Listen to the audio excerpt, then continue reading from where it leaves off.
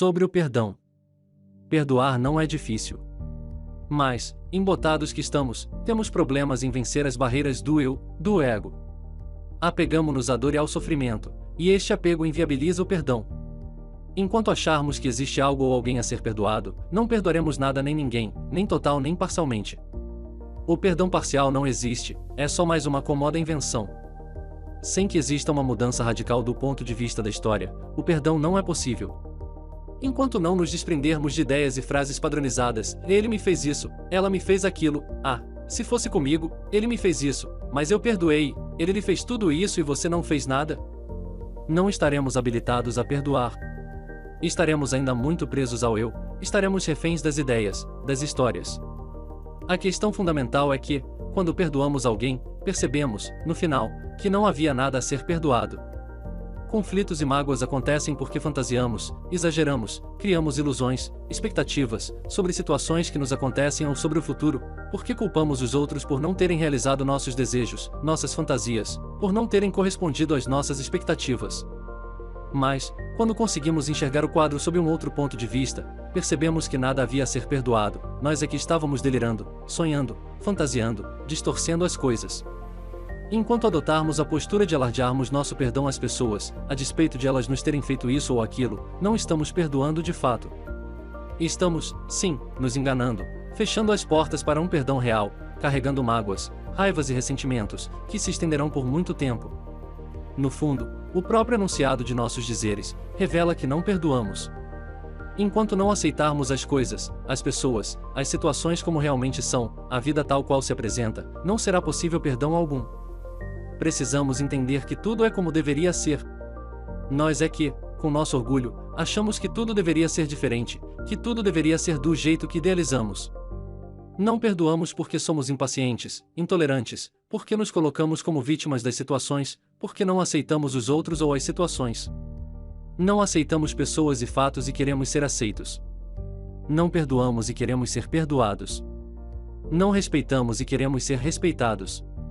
Somos incapazes de parar para perceber que tudo isso é consequência direta do fato de não nos aceitarmos, de não nos respeitarmos, de não nos perdoarmos, de vivermos nos culpando, nos cobrando.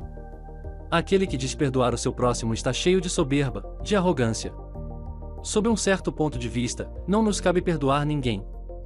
Podemos apenas compreender outro ponto de vista e perdoar, segundo a percepção que tínhamos da situação, segundo o que vimos ou achamos ter visto, segundo o que sentimos, segundo a nossa experiência particular, interna, e esta só vale para nós mesmos.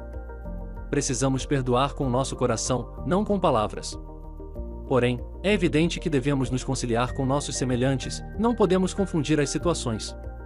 Quem acredita ou percebe que fez algo errado deve procurar o perdão de seu Pai interno, de sua Mãe Divina. Somente Deus pode nos perdoar. Obviamente, para que o perdão seja possível, deve haver um arrependimento sincero e verdadeiro.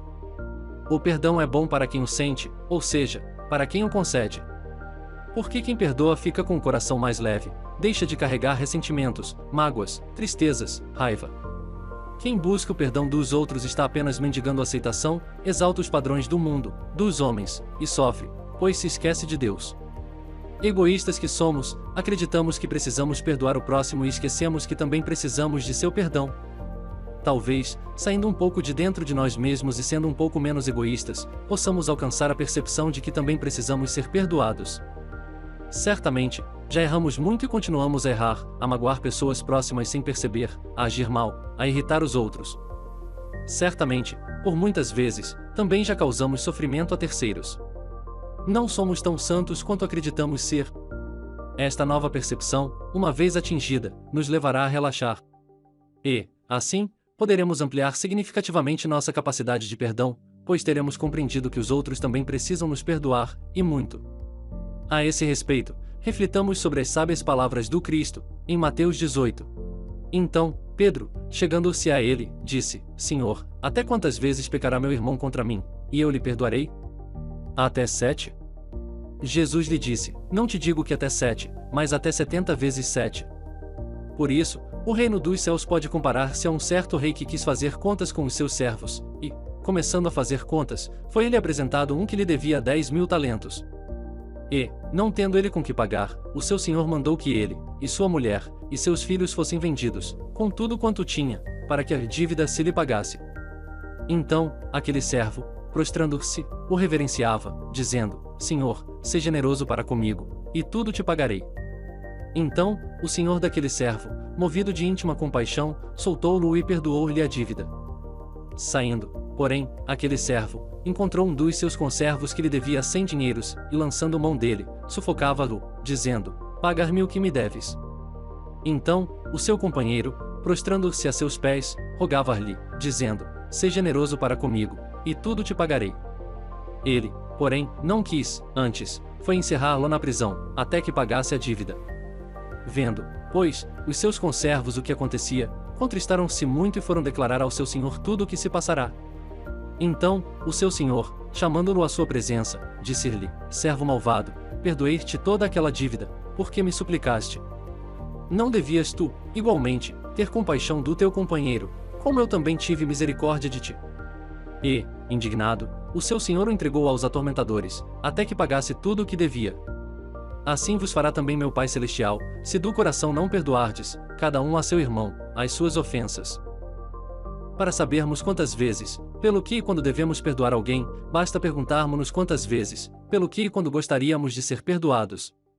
Buscar o perdão, buscar perdoar, é buscar compreender o outro, ou despertar empatias, é buscar compreender as situações, é buscar um novo ponto de vista, um ponto de vista mais altruísta, é renunciar aos nossos próprios sofrimentos, praticar a tolerância, a paciência, a compaixão, a sensibilidade. Todos esses atos, por si, já são atos de perdão.